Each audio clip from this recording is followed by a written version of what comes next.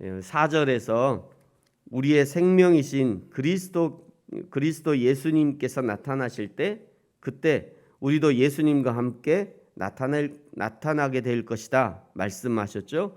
예수님이 재림하시고 우리는 공중으로 휴거가 되고 예수님의 신부가 되어서 하나님의 은혜를 누리게 될 때 그때 이 땅에서 누리지 못했던 모든 풍요와 위로와 만족함을 누리게 될 것입니다. 그래서 우리가 천국을 사모하는 거죠. 그날을 사모하는 겁니다. 그 하나님의 나라가 올 것을 지금도 사모하고 있는 거죠. 그래서 우리가 참고 인내하고 사랑하고 섬기는 것이죠. 그 하나님의 나라를 기대하고 믿음으로 살아가는 것입니다. 기대만 있는 것이 아니라 후회함도 동시에 있을 거예요. 이럴 줄 알았으면, 이것까지도 상급으로 계산될 줄 알았다면, 이것 때문에 내 상급이 줄어들 줄 알았다면 그때 조금 더 참을 걸. 이런 후회도 있을 수 있을 겁니다. 그래서 그 예수님의 날에 후회하지 않도록 하기 위한 바울의 권면이 이제 오늘 5절에 등장합니다. 방금 읽었습니다만 우리 5절 같이 한번 읽겠습니다. 시작. 그러므로 땅에 있는 지체를 죽이라. 곧 음란과 부정과 사욕과 악한 정욕과 탐심이니 탐심은 우상 숭배니라. 아멘.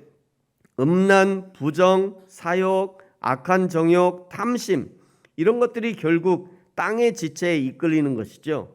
하나님 앞에서 후회함이 없도록 주의하라는 겁니다. 이런 것들에 이끌려서 하나님 앞에 후회하지 않도록.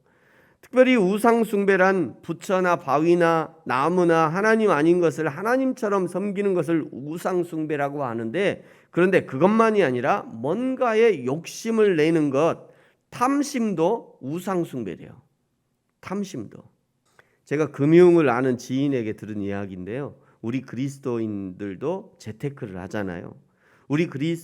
근데 이 재테크라는 것이 여호와 신앙과 정반대에 있다는 거예요. 왜냐하면 재테크라는 것이 어떻게 하면 땀 흘리지 않고 돈을 불리느냐 아닙니까? 하나님은 정직한 노동, 땀 흘릴 만큼의 소득을 원하시는데 재테크라는 것은 땀 흘리는 것보다 더 많은 소득을 얻을 수 있는 방법을 찾는 거니까 적어도 하나님의 방법은 아니라는 거예요.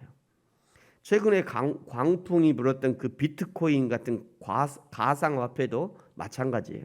실물을 없는데 가상의 것에 투자해서 수십억을 벌어들인 사람도 있고요. 근데 지금은 거의 다 쪽박을 차서 정부에서 그 빚을 갚아주냐 마냐 또 이 얘기를 하고 있어요. 여러분, 우리도 어떻게 돈을 버는 것이 하나님의 뜻에 합당한지 곰곰이 생각해 보면서 무엇이 합당한 일인가 잘 생각해 보면 유익할 것 같아요. 6절은요, 이것들로 말미암아 하나님의 진노가 임하느니라 말씀하죠. 이것들이란 음란과 부정과 사욕과 악한 정욕과 탐심을 말하는 것이죠. 우상 숭배를 말하는 겁니다. 우상 숭배야말로 하나님이 가장 싫어하시는 일이니 당연히 하나님의 심판이 따르는 것입니다. 7절, 너희도 이전에, 예수 믿기 전에 이런 의미죠. 육신에 있을 때 이런 의미예요. 그 가운데 살고 그 가운데 행했다. 예수 믿기 전 상태를 가장 적나라하게 알려주시는 구절이 요한복음 8장 44절이에요. 너희는 너희 아비 마귀에게서 났으니 너희 아비의 욕심대로 너희도 행하고자 하느니라. 예수 믿기 전에 우리는 모두 다 마귀의 자식이었어요. 마귀의 자식들이면 당연히 멸망의 자식들인 것이죠. 그러나 이전에 그랬고 지금은 아니라는 거예요. 지금은 예수님을 믿어 하나님의 자녀가 되었다는 것이죠. 그래서 권면하는 거예요. 자, 8절 9절 같이 한번 읽겠습니다. 시작. 이제는 너희가 이 모든 것을 벗어버리라. 곧 분함과 노여움과 악의와 비방과 너희 입에 부끄러운 말이라. 너희가 서로 거짓말을 하지 말라. 옛사람과 그 행위를 벗어버리라. 왜냐하면 너희는 이미 10절에 새 사람을 입었대요. 이는 자기를 창조하신 이의 형상을 따라 지식에까지 새롭게 하심을 이미 입었답니다. 11절, 거기에는 헬라인이나 유대인이나 헬라파나 무할레파나 야만인이나 스구디아인이나 종이나 자유인이 차별이 있을 수 없나니 오직 그리스도는 만유시요 만유 안에 계시니라. 우리는 이미 하나님 안에서 지식에까지 새롭게 하심을 입은 사람들이에요.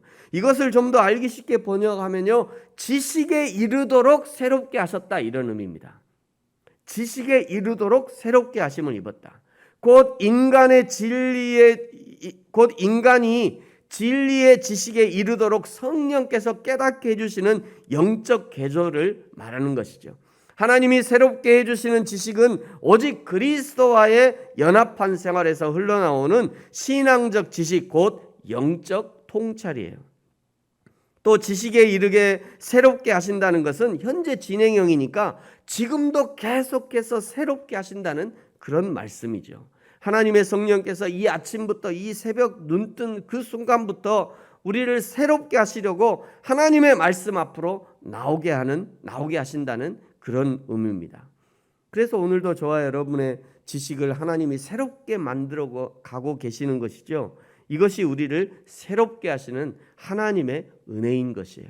사랑하는 성도 여러분, 날마다 우리를 새롭게 하시고 또 지금도 우리를 새롭게 하시는 그 하나님의 은혜를 기억하면서 우리의 옛사람이 이미 예수 그리스도와 함께 십자가에 죽었음을 날마다 고백하면서 오직 은혜 아니면 살 수 없다는 믿음의 고백을 가지고 살아가는 저와 여러분이 되어지기를 예수님의 이름으로 축복합니다.